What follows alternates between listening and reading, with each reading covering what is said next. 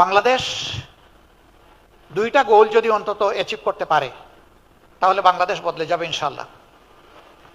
একটা হচ্ছে শিক্ষার ব্যাকবোনটা যদি ঠিক করে দেওয়া যায়, প্রাইমারি থেকে শুরু করে বিশ্ববিদ্যালয় শুরু করতে হবে। প্রাইমারি থেকে মূল ঠিক থাকলে গাছও ঠিক হবে, তার ডালপালাও ঠিক মতো গজাবে, পত্রপল্লবে ভরে উঠবে, ফুলও পাওয়া যাবে, ফলও ভোগ করা যাবে। কিন্তু মূলও যদি ঠিক না থাকে তাহলে কিছুই হবে না। এই জন্য আমাদের প্রাইমারি থেকেই আমাদের শুরু করতে হবে।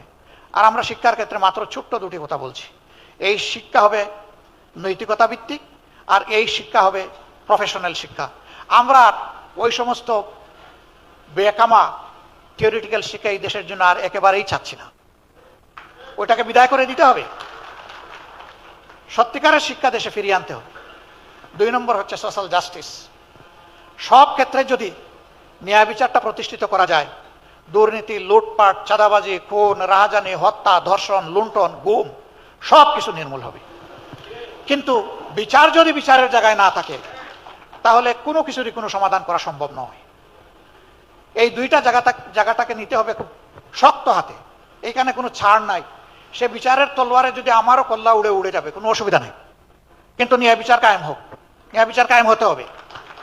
এই বিচার কোনো ব্যক্তির পদ পদবি, তার প্রভাব প্রতিপত্তি দেখে এই বিচার আর পরিচালিত হওয়া উচিত নয়।